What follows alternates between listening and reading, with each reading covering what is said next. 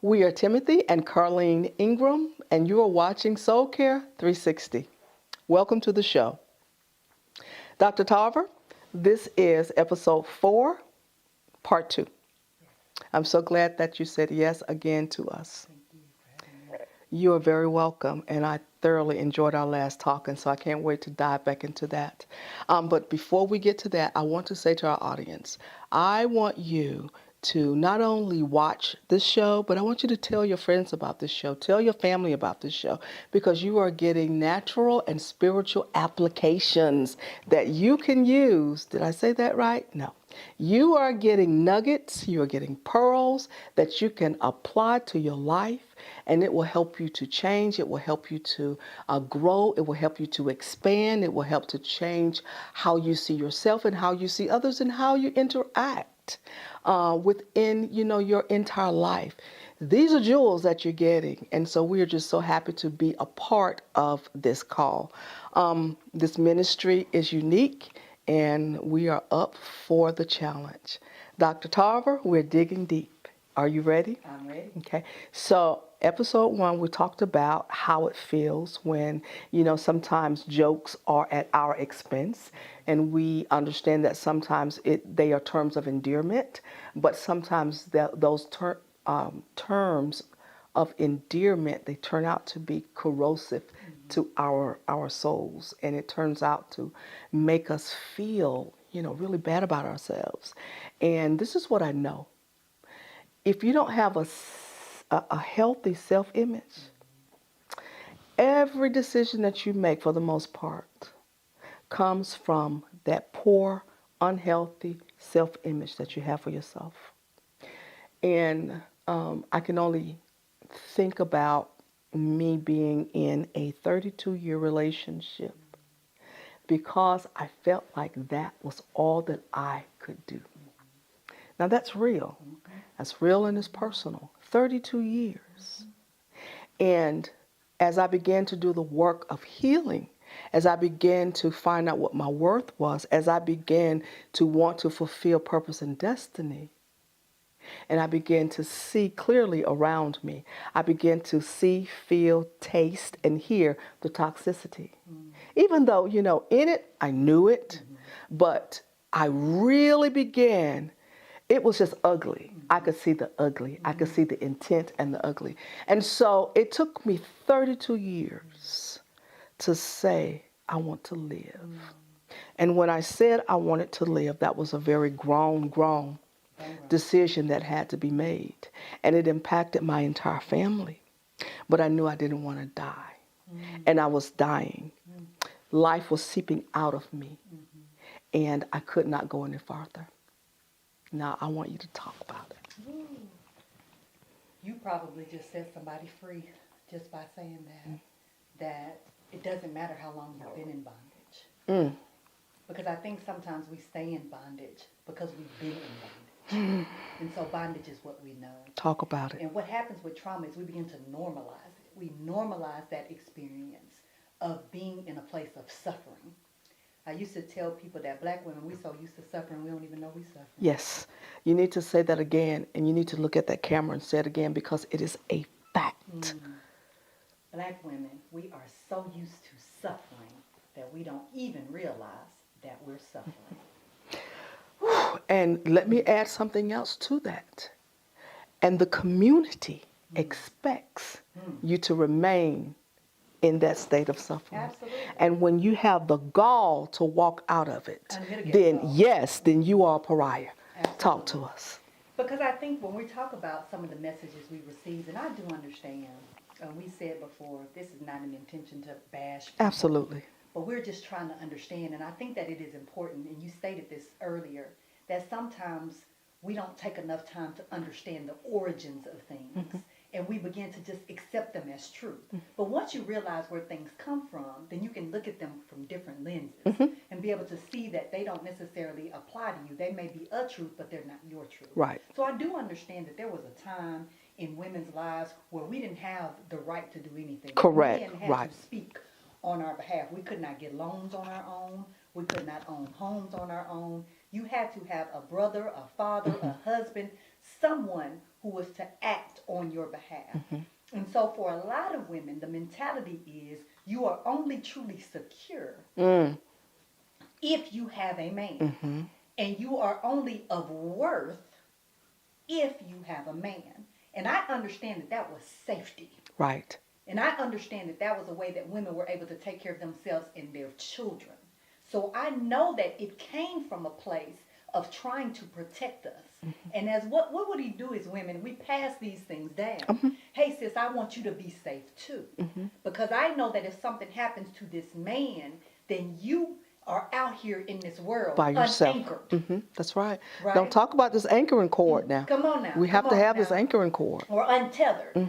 And so that mentality has stayed even though our circumstances have changed. So what ended up happening is women said, look, baby, there are certain things you're going to have to accept. As a part of the condition of this man taking care of you and your family, you are going to have to accept that he is not going to be faithful. You are going to have to accept that he may have multiple families. You are going to have to accept that he may not be present, show up emotionally, and be there to help you with these children. You had to accept that this man may put his hands on you. You had to accept that this man may call you out of your name, make you feel like you are not worth anything. You had to accept that if he wanted whatever he wanted sexually, physically, food, any of that, you had to accept Be that there. you were to get that Right. for him, and he was to be the priority. So he came first. Nothing was to happen until he said it was okay for it to happen, until he was the first to be served in whatever way he decided he wanted to be served. And again, I understood. I understand. I overstand. Okay. We can go so many places with this.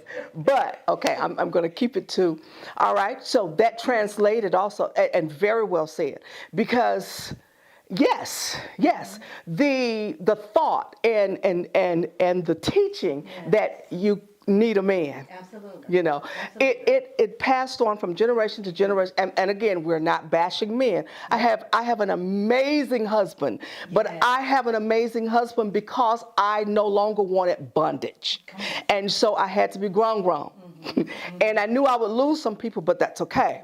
So these thoughts of you've got to have a man, and if you don't have a man, then there's something wrong with you. And then see, all of those things translate again because we're believers. It translates over into the church. Okay, so since we didn't have a voice, you know, in society, that translated over into us not having a voice in our homes, which also translated into us not having a voice within the ministry. Okay, so we've been told as women you can't preach. We've been told as women stay silent, and we know all of those things are totally out of context. Okay, so we should be at that point of reckoning now and understand that, because listen, I have a lot to say. I'm an ordained elder, preacher, singer, psalmist, you name it, okay? But all of that, I had to walk into it from that place of seeing, not just being told, but seeing, Mom, if you see this, don't, you know, love you. Seeing my mother iron my dad's shirts, Absolutely. iron his underwear, Absolutely. put his clothes out, Come on now. cook for him. If he did not like the shirt, he would not say, baby, I don't like the shirt. Now, it's my dad, love my dad. But he would toss it down and say, I don't want that one. And she would go find another one. And you know what that taught me? It taught me that I didn't have value. It taught me that my time, my energy, my service, this is what I saw. Absolutely.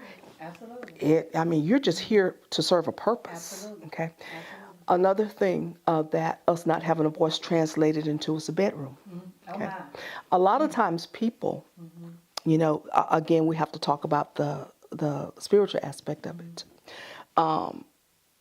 There's this scripture where defraud you not one another. You know, you're not supposed to withhold yourself from your mate. And whether you want it to be intimate or not, we were taught that you don't keep your body from your husband. It is not your body, it not is your his body, body. it's his Right. body. But I never found a place in there where It doesn't. okay, all Go right. ahead. But anyway, but this other, the flip side of that is, but his body is in the street. His body is in somebody else's bed. Is okay. So I just never, got that. But the point that I'm trying to make is that in our healing, in us being able to look at things for what they really are, and then be able to make an informed decision that this is not the life that I want to live. I know I was put here for more than just bearing children. Starting to have babies at 15 years old, what the heck did I know about? I was a child, had no idea. They messed up a whole generation of my children because I didn't know. And I'm telling them the same stuff that, was passed on, to me. And then now they're in their 40s trying to clean up, all of that stuff. So there's so much that as women, we have had to endure as it relates to ourselves and our souls, all those bad seeds that were dropped. And so what we're doing, I call soul care, I always call soul care, it's like low-key deliverance, but we're uprooting. We're uprooting those unhealthy thoughts, those unhealthy seeds, those things that were nurtured, sometimes unawares and then sometimes aware, because people have agendas. They do. They do, because Not all. not all, and that's why it's important to understand. Right. You understand, it helps you with your discernment, right? So Right. when I understand that grandma was teaching me what she was taught, Absolutely. she has given me the lessons to help me based on the knowledge that She had, correct. right? So I can't expect her to have lived a different life than she lived. That was her life. So she taught me the skills that she had. And I'm thankful that you taught me the things that you taught me. I'm thankful that my mother taught me the things that she taught me. Very thankful. But however, what we need to do is recognize when things are outdated. Right? And so one of the things about those seeds is we think because they're planted, they can't be uprooted. Girl, just because they grew don't mean they got the... okay, come on, Saints. So sometimes what happens, and this is, I call us hoarders, because we hoard people, we hoard things, we'll hoard, anything, because it is difficult for us to let things go. It used to be. It used to be difficult, For but me. we're setting people free from that. Yes. So if that is your issue, brothers and sisters, please be set free from that. You have to hold on to things simply because you have them. Right. You have them, you can also unhave them. Yes. You can release them, you can let them go. They don't have to stay with you. Everything that's ever been a part of you doesn't have to stay A part of you. That's why we can have these wisdom teeth extracted and we still all right. That was good. That's why if we need to get this appendix out, we can. We still all right. That's why these tonsils can go and we're still all right, because just because you were born with it, i.e. it was planted in you, does not mean you have to keep But it. listen at the physiology of what you just said. The tonsils. Those tonsils are there to trap. Come on. To trap stuff. So when something is draining, the tonsils were there to trap. Okay, so the appendix, I can't even remember what it has a purpose. But all of those things that can trap and can hold poison in it, because the tonsils it can be excised. That was real good right there. That physiology right there was real good. Because it works until it doesn't. It works until it And when doesn't. it stops working, You don't need come it on, get your anymore. shout. You can let it go. You can let it go. When it is literally poisoning your system. It is not serving you. When you cannot anymore. hold your head up, when you cannot think straight, when you're running red lights, Carlene, because the stress and the toxicity was so bad. When you're running red lights and don't even realize it, Infection, my God, let it go. So we're saying to you, just because you had it, it doesn't mean you have to keep it. Listen, the other aspect of that is we're not short of understanding that you're going to be, pressed. You're going to be pressed. You might get some negative feedback. You may not have the support that you need within a family unit. However, there's support out here. It is. There is support. So we don't have to remain in abusive relationships, whether those relationships are emotionally abusive, physically abusive, sexually abusive, whether or not they are financially abusive, or spiritually abusive. We can walk away. This is one thing that God gave us, and that was will. He has given us the ability to make choices and decisions for our lives. And I'm telling you, for us to walk into purpose and destiny, some things have to be healed. And healing requires, in some cases, healing requires things being excised. What am I saying? It requires some things being cut out. It requires some thought processes to be eradicated. It requires us then to go to somebody and say, you know what? I'm being raped every night by my husband. Yes. What do I do with that? Deliver me. And please, do not go to someone who will tell you, well, baby, try again. No, ma'am. Yes. And no, sirs. And I think that is so powerful because sometimes we feel like because someone is in a particular position, Come on with it. that when we go to them, whatever advice that they give us, that is what we should take. Yes. And I need for somebody to be set free that there is a truth and there is the truth. Come on. That is a truth for them. For them. That is not the truth for you. And just because they said it does not mean it's true. Right. So you may have to go to more than one person. Come on now. Make that plain. You may not have that first some right. So you all have watched the movies and the people are running and they're escaping. The first house may not have anybody there. The second house may have somebody there, but they may close the door in your face.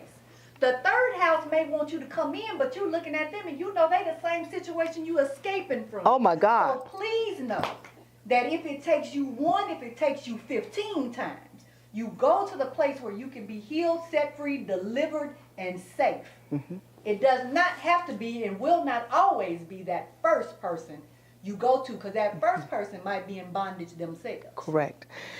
This analogy that you just gave was so powerful. It was so powerful, right? Because here we are, right? Okay, so first we have the notion, or we understand that, okay, this is not serving me anymore. I'm miserable. I don't even know what to do. I need to go. I need to get help. Okay, and so when we get to that first person and they say something stupid, you know, like, baby, give them another chance, and baby, you know, that's just how men or women are gonna be, you know, that's stupid. No, and I don't mean to be disrespectful, but come on, That is unhealthy. it's unhealthy. Yeah, I'm sorry, maybe okay. that's what I All should right, have because said. I felt that. I felt that Okay. because sometimes we know that might be, it's so hard for us to get the strength to leave, Now, to go. And I felt where the stupid came from. that's where I was going. That's felt where I was going. Because you're like, here is this person. This may be all that they had. They mustered every ounce of strength that they had to go to this one person. And we know that sometimes it might be years before they muster up enough strength at all. And for some people, they don't make it. And let me tell you something, what you just said right now, that really happened. And the reason why I'm so passionate about it is because I had someone to say that to, someone who was near and dear to me, and they stayed. And they stayed because it came from someone who they trusted. And I'm on the outside saying, this is my seed. I'm on the outside saying, no ma'am, not so, go. But long story. So this is what I'm saying. I just want to piggyback on what Dr. Tarver has said. If the first one doesn't meet the need, find somebody else. I know it takes strength, because when I walked away from 32 years, it was not easy. Even in my grownness, I had a community. And you know, unfortunately, it was outside of my family.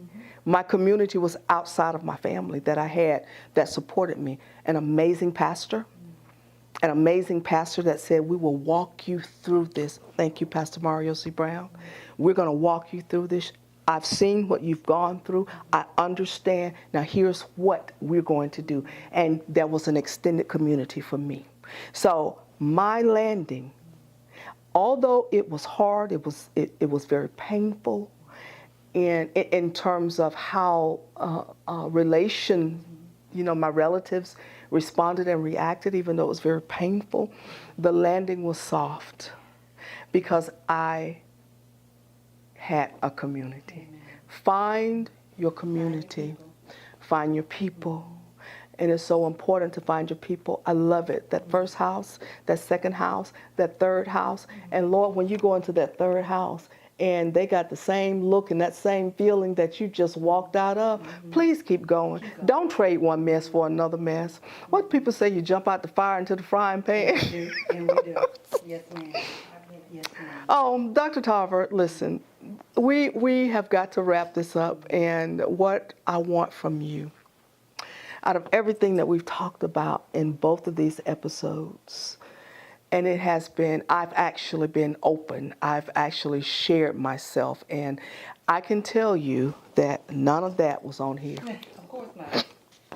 When I saw you put it away, I said, now we're getting into it. None of that was on here. And I don't mind sharing my story because I know someone will definitely see it, hear it, feel it, and know that if she can do it, I can too. So, the last time we were together, I asked you to give me 5 things. I don't want 5 things. I just want you to make that last statement about valuing yourself enough to say, I want better. And also, better does not necessarily mean that what you have is not okay for somebody else. Yeah, absolutely. It's just That's not, real. it's just That's not real. for you It's just anymore. not for you. Yeah. So speak to that. I will say, and I'll look at you all when I say this, you don't have to know where you're going to end up to know that you're not where you're supposed to be. Very good. Right? So whatever you're feeling in your body, when you go to bed with heaviness at night, when you are at that stoplight and somebody behind you is honking because you're just sitting there in your thoughts, when you are miserable, when you are not able to remember that part of you that loved you, when you're not able to see anything in the mirror that brings you joy, then do know that that's not the place you were meant to be. You don't have to know what it would look like. I know some of us don't know. We may not remember because 23 years of bondage is a long time to be in bondage, and I may have forgotten what she looks like. But I will tell you, you don't have to know what you're going to go to. All you need to know is this is not it. And once you realize that this is not it, sis, brother, that's your first step. Yes. You take that step and you find someone who is going to tell you that I know that's not you either. And I don't know where you're going to end up, but I will help you get from where you are right now. That I do know. That's my last. Oh, wow. Just absolutely amazing, absolutely powerful. I want to cry. I want to hug you. I want to say to the audience, it is well. It is well. If you would like to contact us, you can contact us at scww360@gmail.com. That's Soul Care Worldwide 360@gmail.com. You can always, I can barely get through this because it was just so powerful. You can always catch us on Facebook. Tim is on Facebook. I'm on Facebook. Tim does lives some mornings on our website, Soul Care Warriors Worldwide. Please, he gives a great word from whatever city he's in. If you can't catch him live, then just, log in, watch him, listen to him, because he's loaded with so much to help you through what you're going through. Dr. Tarver, I don't want this to end. Somebody's lives is going to change today when they hear this. I know they will. I know they will have something to hold on to, from the words that's been released today. And so I just want to thank you so much for being our special guest. Thank you so much for how you have poured yourself out. And until the next time, you have been watching Soul Care 360 with Tim and Carlene. We're going to see you the next time.